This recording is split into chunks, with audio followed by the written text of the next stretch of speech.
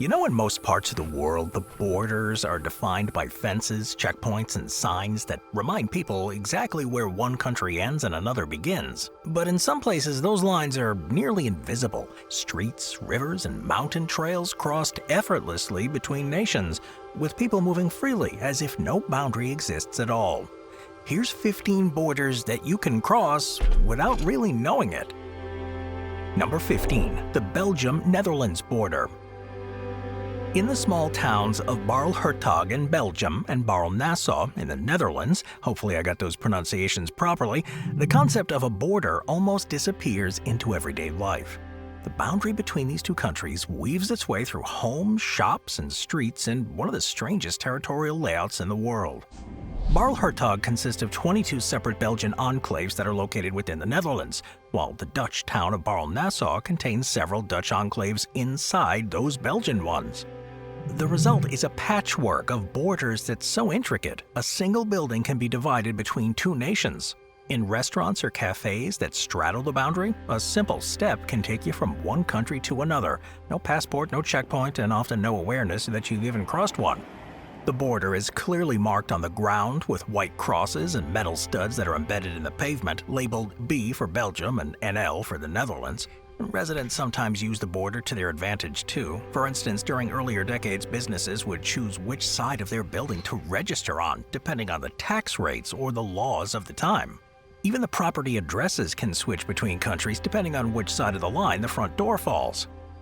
Services like fire departments and postal delivery are shared, and locals often describe the border as a curiosity rather than an inconvenience. It's common for people to live in one country, shop in the other, and barely notice they've crossed an international boundary. The town's patchwork design is not just a quirk of modern Europe, it is a reminder of centuries of political negotiation and compromise that still defines how borders can blend rather than divide.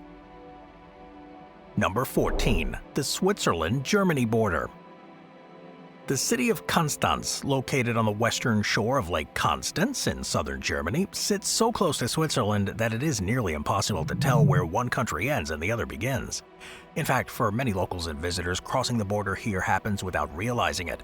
Streets from the German side flow naturally into Swiss neighborhoods with no fences, gates, or visible customs checkpoints. This easy crisscrossing dates back to arrangements and practical geography. During World War II, Constance deliberately left its lights on at night, unlike other German cities that went dark under a blackout order. This helped spare the city from Allied bombing, but reinforced its close relationship with its Swiss neighbor, Kreuzlingen. Today, the two cities function almost like one continuous area. A part called the Green Border connects them, where pedestrians can walk freely between the countries without noticing any official separation.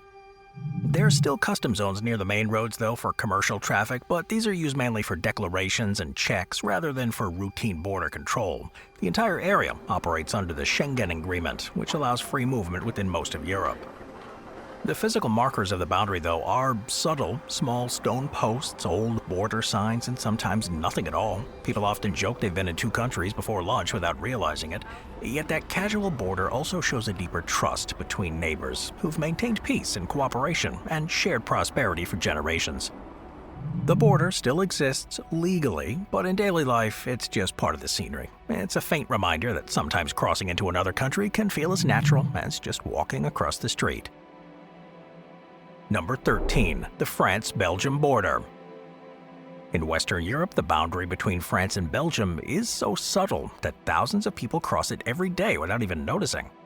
Around the metropolitan area of Lille in France and the Belgian towns of Mouscron and Menin, the urban sprawl has erased nearly all signs of a visible border.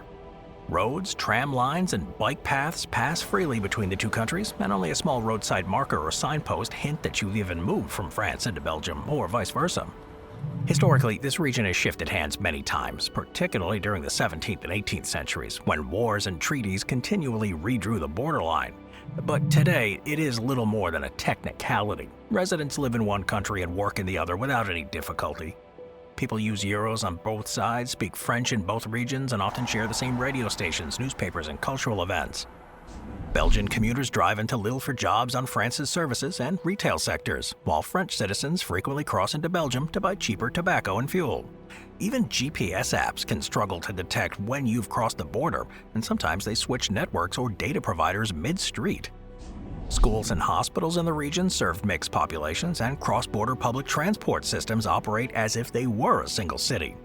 This cooperation is so close that during the COVID-19 pandemic, when temporary border closures returned, residents were shocked to see physical barriers reappear after decades of free movement. There's no checkpoint, no customs officer, just a new street name and a different jurisdiction that most people barely register. In an age where borders can often symbolize division, this one represents the opposite. It's a living example of how two nations can share space naturally and peacefully. Number 12. The Poland-Slovakia border. High up in the Carpathians, where rugged peaks and alpine meadows are stretched between Central and Eastern Europe, is the peaceful border between Poland and Slovakia. This frontier, running for about 540 kilometers, passes directly through the Tatra Mountains, one of the most scenic regions in Europe. Before the 20th century, this area was part of a shared cultural zone under the Austro-Hungarian Empire. When new national boundaries were drawn after World War I, the line through the Tatras became official. But locals continued to move freely between the sides, maintaining cross-border ties in trade, family, and culture.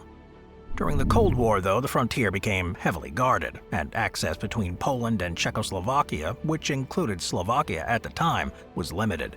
Yet when both countries transitioned to democracy and joined the European Union, the old border barriers vanished. Today, the Poland-Slovakia border is part of the Schengen zone, allowing unrestricted travel. And most of the crossing points are simple hiking paths and mountain passes, with only small wooden signs or stone markers indicating you've entered a new country. The most famous crossing is in the High Tatras, near Morskie Oko and the Rysy Peak, the highest summit in Poland, which sits right on the border. Standing at the top, you can step between nations with a single stride, surrounded by amazing views that extend across both countries. Local residents treat the border casually. Hikers and cyclists pass back and forth during summer months, while skiers glide over it in winter.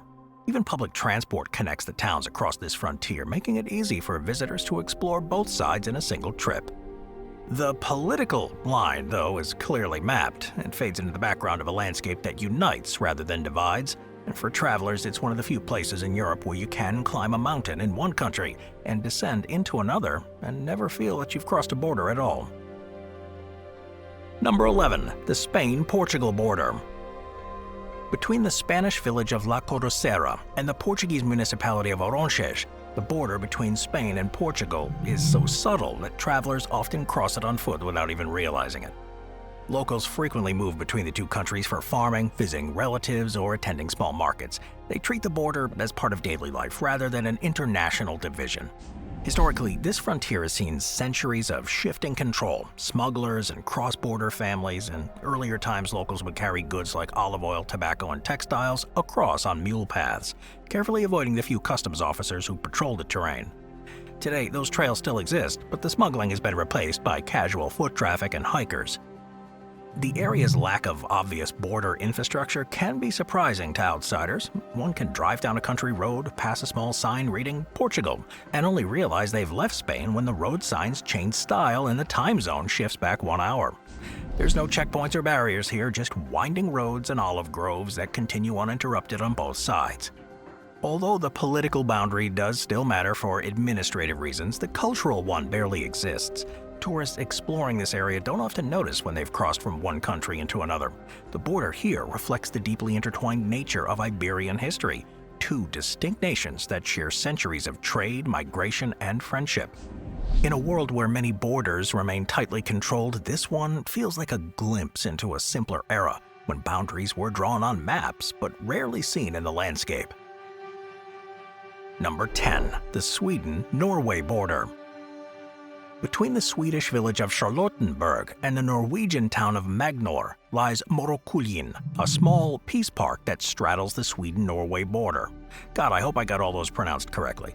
Here, crossing between the two countries is as easy as walking across a lawn. This area was established in 1914 to celebrate 100 years of peace between the two Scandinavian nations, and it remains one of the most peaceful and open border zones in the world. The word morokulin itself combines the Norwegian moro and the Swedish kul, both meaning fun, and it symbolizes the shared culture here and the relationship between the two neighbors. In the center of the park stands a stone monument marking the exact borderline with flags from both countries fluttering side by side, and visitors can stand with one foot in Sweden and one in Norway without encountering any fences or guards. Local residents treat the boundary as almost ceremonial. People cross daily to shop, visit relatives, or attend community events. Nearby, the road transitions seamlessly between the two countries, and even the architecture looks nearly identical. Only the road signs and currency change. Sweden uses the krona and Norway the krone, but near the border, they often accept both. Unlike many borders that divide, this one does celebrate unity. The peace monument unveiled by both nations' monarchs still stands as a symbol of friendship that's endured for over 2 centuries. Visitors often stop to take photos at the exact borderline and sometimes stepping back and forth just for fun. But with no physical barriers, the act of crossing feels symbolic rather than official. In reality, Sweden and Norway's border here is a shared space of calm and connection. It is proof that two countries can coexist with virtually no visible divide. Number 9. The Austria-Slovakia border. Hey, look at that, Slovakia again. Just east of Vienna and west of Bratislava is one of Europe's most seamless borders, the one between Austria and Slovakia. The two capitals are separated by less than an hour's drive, and at the small crossing between Bratislava and the Austrian village of Wolfstal, the transition from one country to the other is invisible. There's no fences or border guards, only a sign indicating you've entered a new nation. For many travelers, crossing here feels no different than from passing between two neighboring towns. When Slovakia joined the Schengen area in 2007, the last remaining border controls between the two countries were just removed. Today, cyclists, joggers, and drivers can move back and forth freely. Many Slovak residents too commute to Austria for work, particularly in industries like manufacturing or healthcare, where wages are higher and Austrians often visit Bratislava for affordable dining and shopping. A single road and a parallel cycling path link these two communities across green fields and open countryside. It's only marked by small signs bearing each nation's coat of arms. Bratislava's suburbs now extend almost to the Austrian border, and there's a shared sense of community between the two sides. The public transport, the business cooperation, and tourism have all benefited from this openness. A growing number of Austrians are even moving to Slovakia, where property prices are lower, but the commute to Vienna remains short. Standing in Wolfstal, you can look across the fields and see the skyline of Bratislava rising in the distance. It shows you that boundaries, even national ones, can fade quickly into the background when trust and cooperation replace fear and division. Number 8. Germany-Denmark border. The northern German city of Flensburg, near the Danish town of Padborg, are linked so smoothly that the border between Germany and Denmark is barely noticeable. Drivers heading north on the E45 motorway from Germany to Denmark pass through what looks like an ordinary highway rest area. In fact, that point is the international border. Aside from the changing language on the road signs and the small Denmark sign, there's nothing to indicate you've entered a new country. Germany and Denmark both belong to the Schengen zone, so passport checks are absent under normal circumstances. German shoppers will often head north into Denmark for furniture and design goods, while the Danes will come south for lower prices on groceries and fuel. This border's history, though, is complex but peaceful. After the Second Schleswig War in 1864, Denmark lost its territory to Prussia, but following World War I, a referendum was held and the border was redrawn based on local population's preferences. That vote created the modern frontier, which has remained stable for over a century. The result was two national minorities, a Danish-speaking community in northern Germany and a German-speaking one in southern Denmark. Today, both groups enjoy full cultural rights, bilingual schools, and cross-border media. If you walk or drive through the countryside near Flensburg, you might not even realize when you've crossed the line. Even during temporary border checks like the COVID-19 pandemic, the cooperation between both governments remained close and orderly, with crossings reopening quickly afterwards. For locals, the idea of a hard border feels almost unthinkable today. In many ways, this region shows how old national frontiers will evolve into shared zones of everyday life. What was once a contested region, it's now one of the quietest and friendliest borders in Europe, where people live and work across the line without even noticing they've crossed it. Moving on to number 7, the Italy-Switzerland border. Campione d'Italia is one of the strangest border situations in Europe, a small Italian enclave completely surrounded by Switzerland. It's located on the shores of Lake Lugano. This tiny community belongs politically to Italy, but sits entirely within Swiss territory, separated from the rest of Italy by mountains and water. This enclave has existed since the Middle Ages, when local rulers pledged allegiance to Milan rather than the Swiss Confederation. Over time, the border solidified, leaving Campione stranded inside Switzerland.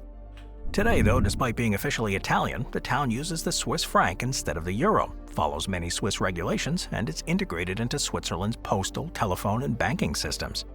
Even its cars carry Swiss license plates, and its emergency services come from nearby Lugano. Until 2020, the border was so open that you could drive from Switzerland into the Campione d'Italia without noticing any transition. The architecture, the language, and the shops were all similar to the surrounding Ticino region, where Italian is widely spoken. There were no fences or checkpoints, just a small sign indicated entry into Italian territory. However, the situation became more complicated after the closure of the town's famous casino, which had been its main economic lifeline for decades. When the casino went bankrupt in 2018, Campione lost much of its revenue and administrative independence. The Italian government had to reassert its authority, and the enclave was brought more tightly under Italian customs control. Today, though, the transition between it is still remarkably fluid. Many locals cross daily for work, shopping, and leisure, and the enclave's children attend Swiss schools and healthcare services are provided by Swiss hospitals.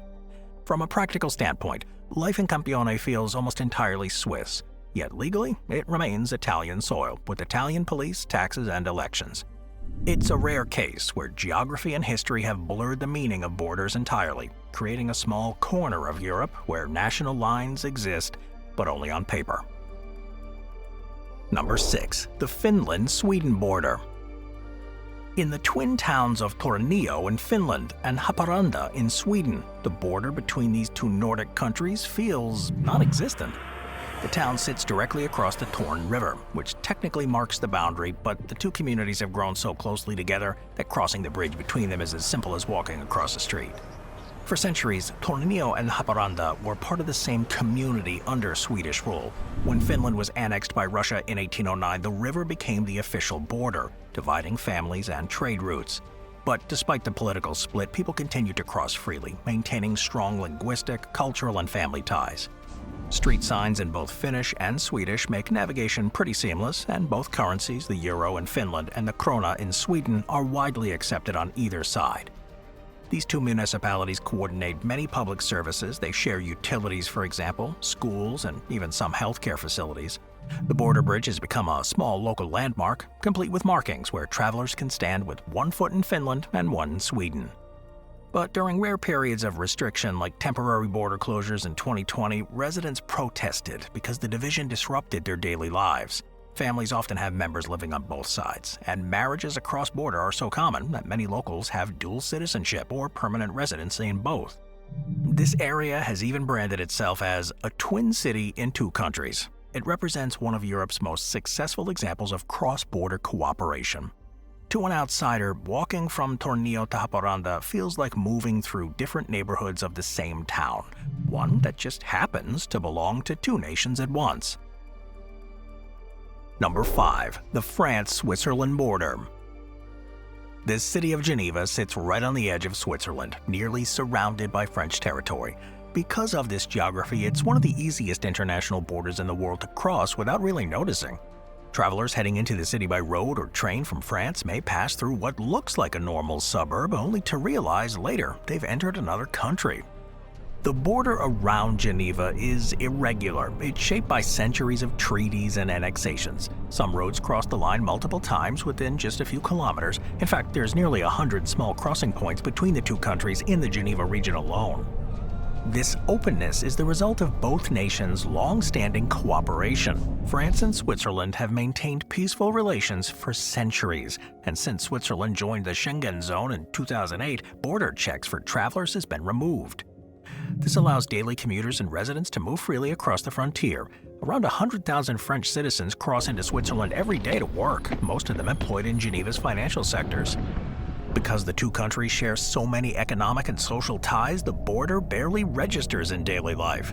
Buses from Geneva run directly into France, and hiking trails cross back and forth without any signage beyond the occasional boundary marker.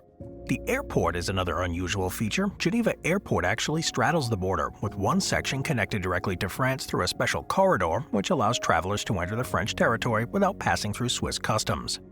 To visitors, this kind of seamless transition can be confusing. A short drive might take them through multiple border crossings without any warning, as neighborhoods and landscapes look almost identical. Locals joke here that they can have breakfast in Switzerland, lunch in France, and be home in time for dinner, all without even really thinking about it. It functions as a shared space for work, recreation, and community. It shows how two sovereign nations can remain distinct on paper, yet blend in completely in practice. Number 4. The Netherlands-Germany border. Boy, how many times has Germany been on here?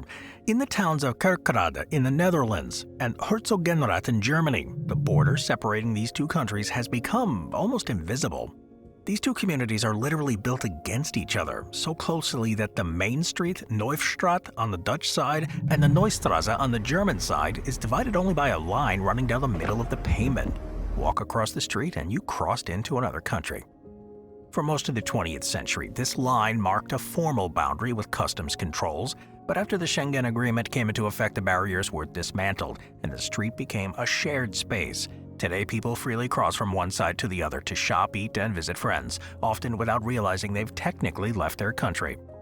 The cultural similarities here do make the border even less noticeable. Both sides speak variations of German and Dutch dialects that do blend easily, and local families often have members living across the line. Businesses along the street cater to both nationalities, accepting euros and operating on mixed schedules that align with each country's calendars.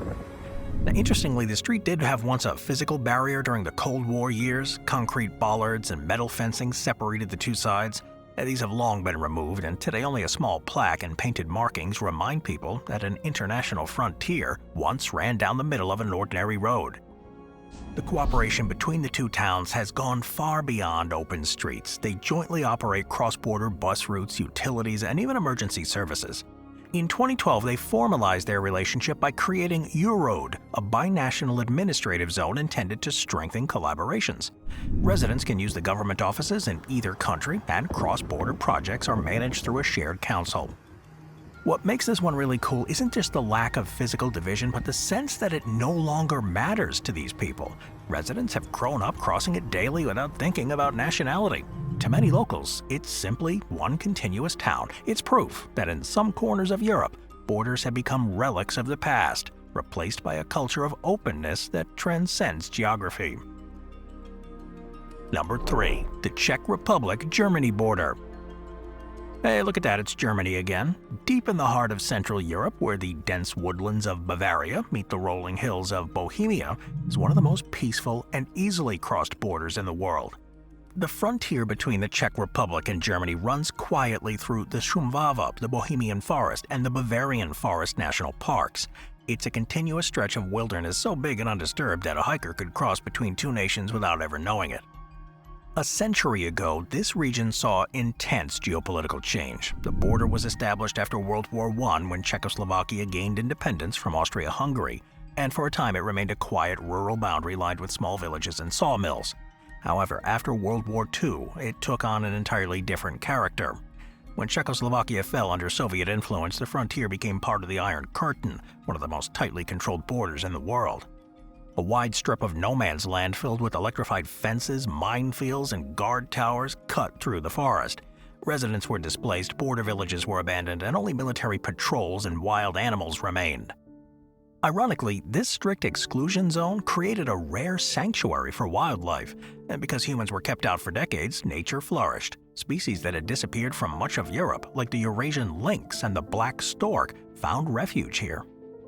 When the Cold War ended in 1989 and the Berlin Wall fell, this once feared boundary transformed almost overnight. The fences were torn down, and environmentalists on both sides saw a unique opportunity to preserve the reborn wilderness as a unified ecosystem.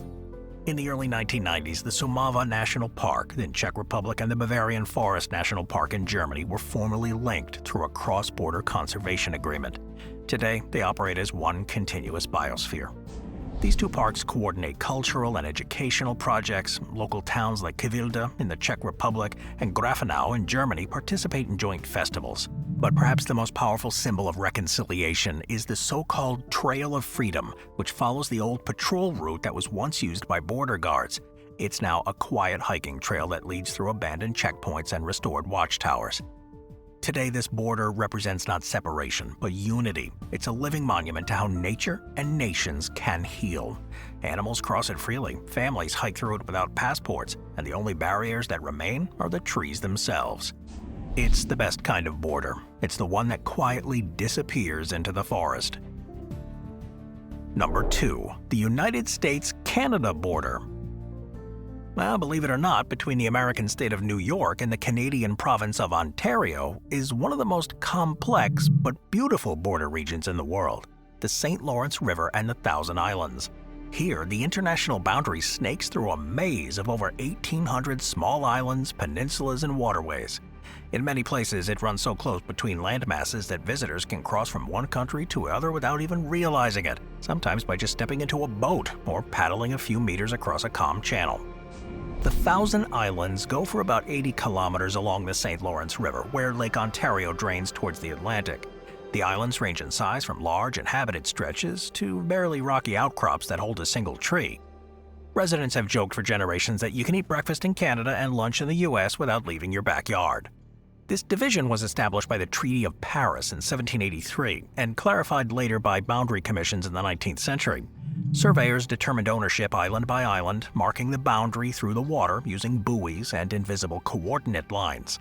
But even with modern mapping, it's easy to get confused, especially for boaters who weave between the islands while fishing or sightseeing.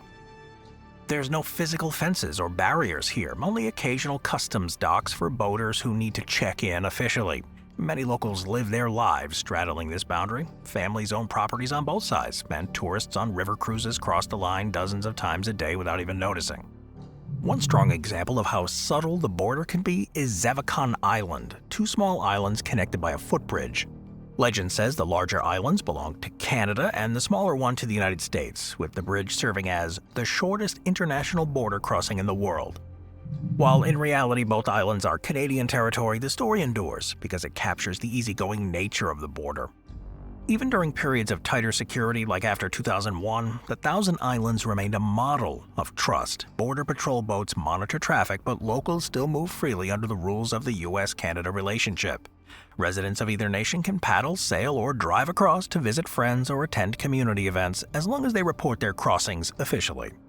The region is also rich in shared history. During the 19th century, the islands were a favorite retreat for wealthy industrialists from both nations who built grand summer homes and lodges, and today the entire area is a tourist destination. Standing on one of the river's scenic overlooks, it's nearly impossible to distinguish where Canada ends and the US begins. This border cuts invisibly through open water, connecting rather than dividing. It shows how two nations can share a boundary defined not by walls or conflict, but by cooperation and a shared respect for the landscape they both call home. Number 1. The France-Monaco border. So the border between France and Monaco, it may be one of the smallest in the world, just under 6 kilometers, but it's also one of the easiest to cross without realizing it. The tiny Principality of Monaco, sitting in the French Riviera on the Mediterranean coast, blends in so naturally to its surrounding French communities that to the untrained eye, there's no visible lines separating the two countries. Monaco's position within France is unique. It's surrounded on 3 sides by French territory and open to the sea on the 4th. It operates as an independent nation with its own monarchy, government, police, and tax system. Yet in practice, the daily life of Monaco is deeply intertwined with France. The border is entirely open under a series of arrangements dating back to the 19th century, and both countries share customs, currency, and infrastructure. In fact, the French franc was Monaco's official currency until the euro replaced it, and today some coins bear the image of the prince but circulate freely in the entire eurozone. The invisible border is most apparent in Monaco's northern neighborhoods. The city-state is built on a steep hillside, and the urban area merges directly into the French town of Beausoleil. Locals commute freely in both directions. Tens of thousands of French citizens work in Monaco each day, and many of them live just over the line where the housing is more affordable.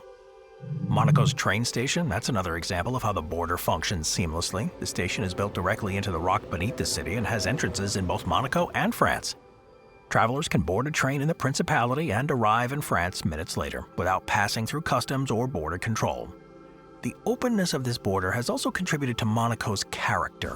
While the Principality does remain strict, it has residency requirements and tight control over the financial systems. It relies heavily on its free access to France for trade and supplies. Every day, more than 30,000 French commuters enter Monaco to work in the offices, hotels, and casinos, then return home across the invisible border in the evening. Only minor markers even distinguish where one nation ends and another begins. Small plaques and some modest signs with the coat of arms mounted on the walls or bridges. Yet beyond these subtle indicators, the separation's impossible to perceive. From an administrative standpoint, though, the sovereignty of Monaco is unquestioned, but geographically, it does feel like a continuation of the French Riviera. The architecture, the language, and the culture flow seamlessly between the two. Even the coastline and mountain backdrop are continuous, reminding you that the national borders are human inventions, often invisible on the land.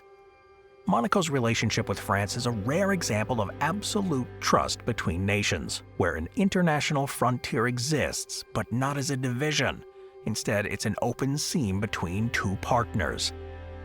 Standing on a quiet street in Beausoleil, you can look down towards the Monte Carlo harbor, see the shimmering yachts, and realize you've just crossed an international border without even noticing. It is a fitting metaphor for this part of Europe, where boundaries have softened over time, and two countries coexist so closely that geography itself can't tell them apart.